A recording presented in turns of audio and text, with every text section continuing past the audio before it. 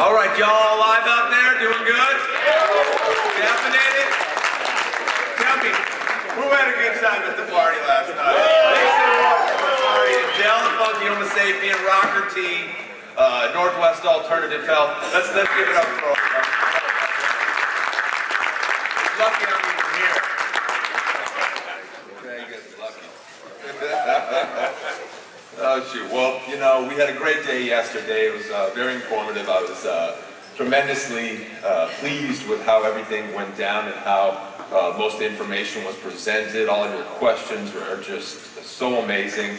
I think that's really where it comes together here is we really give a lot of time. When we started doing these conferences, we didn't have as much time for questions, and so we got a lot of feedback saying, hey, we want to ask more questions. You've got all these great people speaking. We want to talk to them. We want to pick their brain. And that's what we did, and it seems like it's been a good decision because everybody's just asking amazing questions. And I think there's a lot of things that a speaker can speak about, but once the questions start coming, it just opens it up to all these nuanced things that maybe some people thought about, some people didn't. And we really delve right into it. So I want to thank you guys for all your great questions. You're a great crowd. We are family here at the OMMBC. I don't care if you're in Oregon or not. Everybody's welcome here in our state of Oregon. And, you know, just be cool, you know, that's all. Just be cool. Don't fuck around. So, you know, so we had Gary Johnson keynote yesterday. That was amazing. Well, what do we do for the second day? Well, there's one guy that came to mind when we thought who we'd like to keynote the second day session. We were just hoping he would be down with it. He was, thankfully. And this gentleman is here. Of course, we mix activism and business at the OMMBC. We're not just a business conference. We're definitely not just an activism conference, though, also.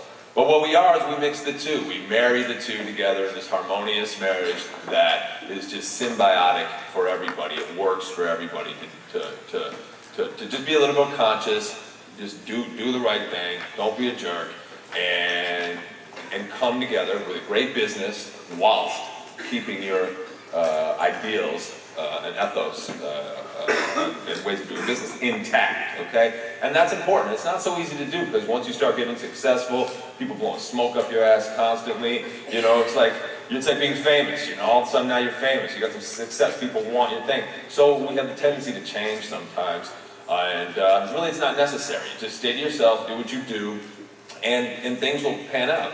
And so that's what our next speaker did. He stayed true to himself. Okay, he stayed true to the game. All right, he's been an activist longer than some of you probably been alive in this room. Okay, and he still is an activist. So he's one of our heroes because of that beautiful marriage that he's created.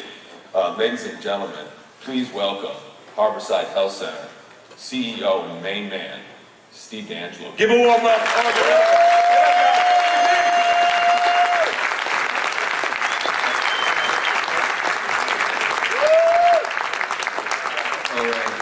Thank you so much. Sorry I didn't just see you out on the dance floor last night. Hope everybody had a good time. I felt like I needed to be a little bit coherent here this morning. You know, I wanted to start just by thanking Alex and his entire team, not just for putting on an amazing event here and in other cities, for planning and executing so well, but also for what they're really doing, to honor them as community builders. You know, in my activist career, I had the duty and the opportunity and the pleasure to put on many, many different events. And I saw firsthand the value that those events bring. How when we come together and we have shared experience with each other, when we talk with each other, when we break bread with each other, when we share ideas with each other, when we debate with each other, we will form the bonds of community. And we strengthen those bonds and we deepen those bonds. And that's what enables us to do great things together, like change laws and build new industries. So thank you, Alex. Thank you, everybody on Alex's team, everybody that worked to make this happen, all of the sponsors for helping us build our community and do great things together. I'm going to talk a little bit today, in the beginning, about where we've come from, about where I think we are today and where we should be going and how we might get there. We'll see where we end up. If we have enough time, I'll talk a little bit about my ideas about recreational versus medical use. I'm not going to get into the politics of it, but I will share some basic ideas with you about how I think we can and should understand the plant. We'll gauge that by the time. I want to make sure we leave plenty of time for questions. So, about 50 years ago, a strange and marvelous thing happened on the west coast of North America. Its epicenter became famous as San Francisco, but its impact was really felt all the way, the entire length of the coast, including all the way up to Canada, and certainly in Oregon. Thousands, and then tens of thousands, and then hundreds of thousands, and finally millions of young people just coming to the age of adulthood looked around them. They looked at the world. They looked at a world that was in the middle of the most violent century in human history. They looked at a world that was still living in the shadow of nuclear weapons that had been detonated just a couple decades earlier. They looked around and they saw an economic system that was poisoning the air we breathe, and the water we drink, and the land that we grow our crops on. And a culture that stressed conformity over creativity, and locked out women and people of color, and gay people, and a whole ton of other folks from real participation. And they dreamed and they thought of a new way. There had to be a better way to organize our lives. And so they started gathering.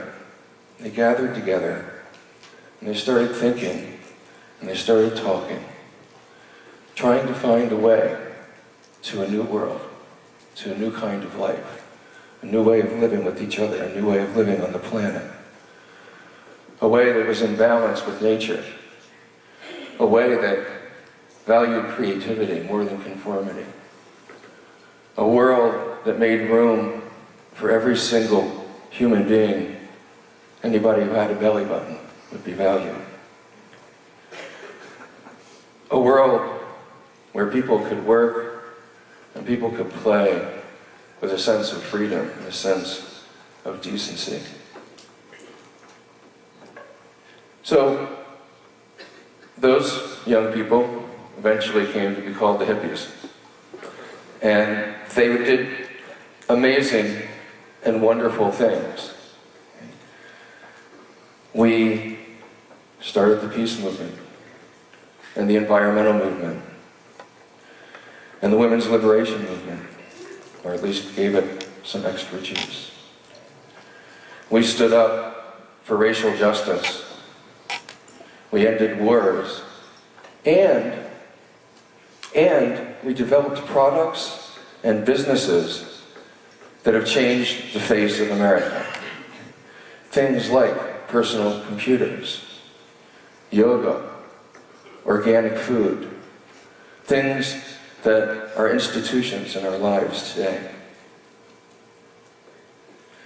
Now, some of those hippies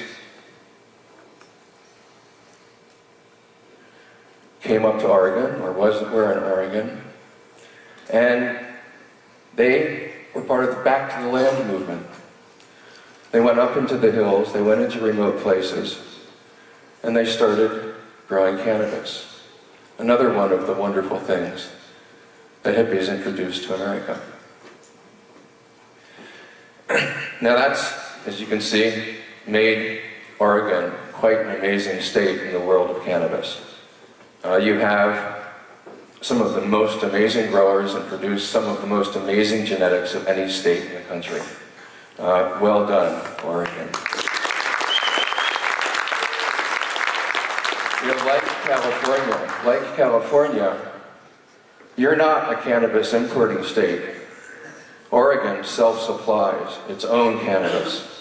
Not only does it self-supply, it's also been able to export to many, many other states with outstanding and legendary cannabis.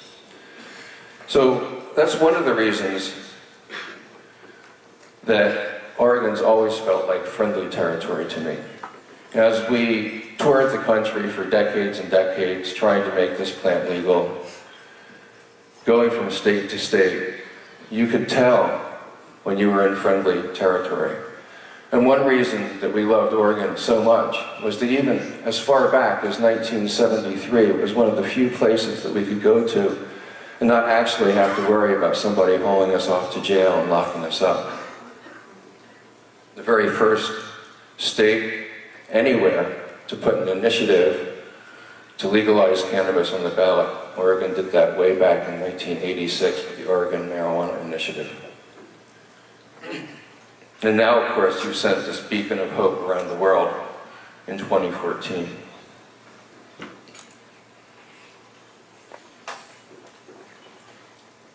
But it hasn't been easy. It hasn't always been smooth sailing to get here.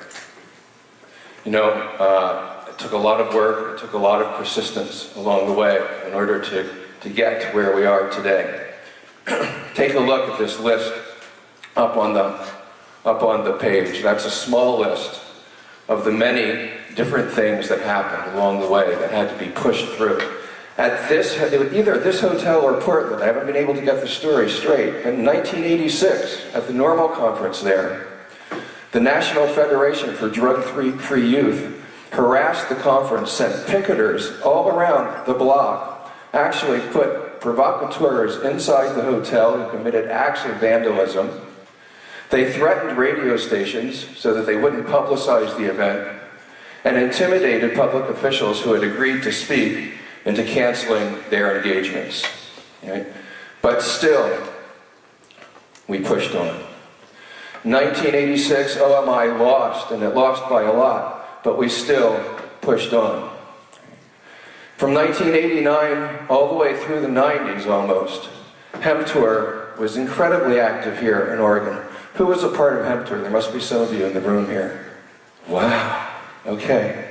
Well, Hemp Tour, I don't know where you guys are. I guess they're all still up in the hills right now.